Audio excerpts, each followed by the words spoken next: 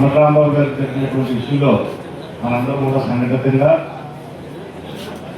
ఐక్యంగా బయలుదేరడం. మరి అప్పుడు ఇటువంటి ఇన్సిడెంట్లు కూడా జరగడం మంచిదని నా అభిప్రాయం. ఎందుకంటే ఇటువంటి ఇన్సిడెంట్లు జరిగితే మనందరం కలిసి ఇంటి మీదకి వచ్చి దాడి చేసి వాళ్ళని హతమార్చాలని చెప్పి చూసి కుటుంబ సభ్యులు ఇంట్లో ఉంటే ఇంటికి నిప్పు పెట్టి వాళ్ళు చేసినటువంటి ఈ దౌర్జన్య కాండంతటిని కూడా రాష్ట్ర ప్రజలందరూ కూడా చూశారు. అయితే ఇది ఈ రోజు తెలుగుదేశం పార్టీ మొదలైనటువంటి జబ్బు కాదు. 83లో వారి పార్టీ అధికారంలోకి వచ్చినటువంటి నాటి నుండి రాష్ట్రంలో కాపు సామాజిక వర్గం, ఎందుకంటే రాష్ట్రంలో కాపు సామాజిక వర్గం అనేటువంటిది ఏ ప్రభుత్వం ఆ రాష్ట్రంలో అధికారంలో ఉండాలనేటువంటిది నిర్ణయించేటువంటి సామాజిక వర్గం కాపు సామాజిక వర్గం. బహుశా మనకి రాజ్యాధికారం రాకపోవచ్చు, కానీ రాజ్యాధికారంలోకి రావాల్సింది ఎవరు అని చెప్పి నిర్ణయం తీసుకునేటువంటి సామాజిక వర్గం రాష్ట్రంలో కాపు. సో అటువంటి సామాజిక వర్గాన్ని ఎదుటి పార్టీలో ఉండడానికి వీల్లేదు. ఎదుటి పార్టీలో ఉన్నటువంటి కాపుల్ని అయితే ఎలిమినేట్ చేయాలి, లేదా మాట్లాడలేకుండా చేయాలి, మళ్ళీ బెదిరించాలి, భయపెట్టాలనేటువంటి ఒక విధానాన్ని తెలుగుదేశం పార్టీ గడిచినటువంటి 40 సంవత్సరాలుగా తీసుకుంది. 88లో వంగవీటి మోహన్ రంగా గారిని హతమార్చినటువంటి సందర్భం. ఆ రోజు సోషల్ మీడియా లేదు, ఏం జరుగుతుందో రాష్ట్రంలో ప్రజలకు తెలియదు. అయినప్పటికీ ఒక పెద్ద ఉద్యమం ఆ రోజు 88 డిసెంబర్లో రావడం, తర్వాత తెలుగుదేశం పార్టీ అధికారం కోల్పోవడానికి ఒక పెద్ద సంఘటనగా మనం చూస్తాం. అయితే ఆ రోజు కూడా ఎందుకు రంగా గారిని హతమార్చారంటే కేవలం ఆ రోజు అధికారంలో ఉన్నటువంటి తెలుగుదేశం పార్టీని నిలదీస్తా ఉన్నాడు, ప్రశ్నిస్తా ఉన్నాడు, వారికి వ్యతిరేకంగా నిలబడ్డాడు అనేటువంటి ఒకే ఒక ఆలోచనతో వారిని ఎలిమినేట్ చేయడం జరిగింది. వాడు కూడా వారు వ్యతిరేకంగా చెప్పడం జరిగింది. సరే, ఒకవేళ ప్రభుత్వానికి దాని మీద ఏదన్నా అభ్యంతరకరమైనటువంటి పరిస్థితులు ఉంటే వారి మీద కేసు పెట్టి అరెస్ట్ చేస్తారో లేదో చట్టపరంగా చర్య తీసుకుంటారో దానికి ఎవరు కూడా వ్యతిరేకం కాదు. సాయంత్రానికి చెప్తాం, సాయంత్రం చెప్పి ఎన్ని రేట్లు మాట్లాడుకుంటాం. దాని ప్రకారంగా మీరు ఎప్పుడు చెప్తే అప్పుడు మేము బయలుదేరిన సిద్ధంగా ఉన్నామని తెలియజేస్తూ సెలవు తీసుకుంటున్నాం.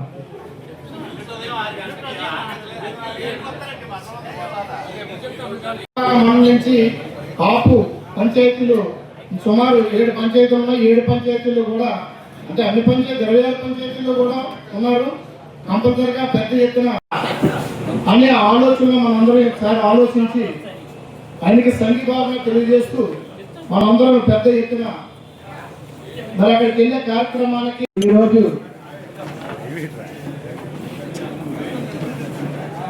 మరి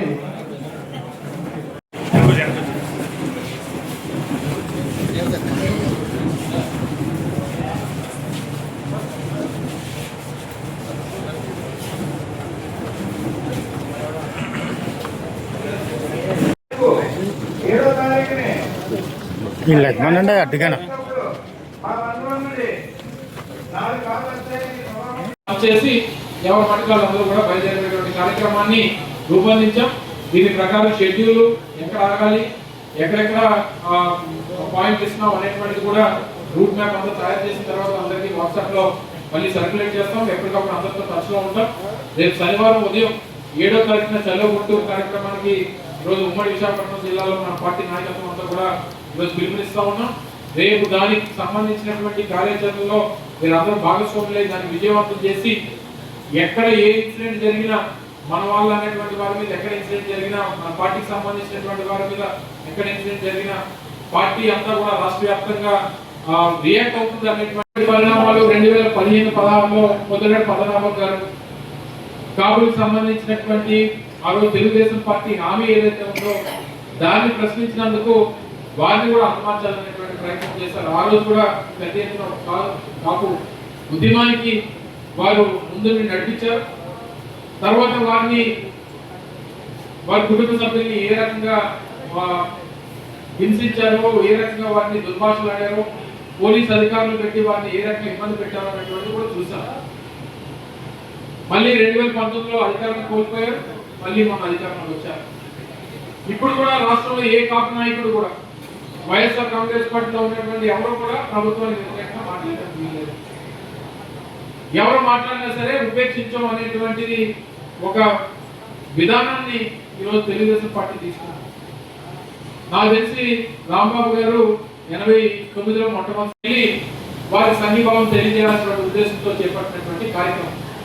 సో రేపు 7వ తారీఖున జరగబోయేటువంటి ఈ చెలో గుంటూరు కార్యక్రమానికి వైఎస్ఆర్ కాంగ్రెస్ పార్టీలో ఉన్నటువంటి కాపు నేతలు అందరూ కూడా రేపు అటు విశాఖపట్నం ఇటు అనకాపల్లి ఉమ్మడి విశాఖపట్నం జిల్లాలో ఉన్నటువంటి మన నాయకత్వం అంతా కూడా బయలుదేరాలని చెప్పి నిర్ణయం తీసుకున్నాం. దానికి సంబంధించినటువంటి కార్యాచరణ అంతా కూడా ఇక్కడే ధర్మశ్రీ గారు చెప్పడం జరిగింది. ఏ మండలం నుంచి ఎవరో బయలుదేరుతారో ఎంతమంది బయలుదేరుతారు అనేటువంటిది సాయంత్రం కల్లా ఒక రూట్ మ్యాప్ అనేటువంటి ఫిక్స్ చేసుకుంటాం. సో ఇది చెప్పినప్పుడు సమయం మాత్రం అందరూ కూడా దయచేసి క్రమశిక్షణగా సమయపాలన అనేటువంటిది తప్పకుండా పాటించాలి. ఎందుకంటే ఎట్టి బస్సులో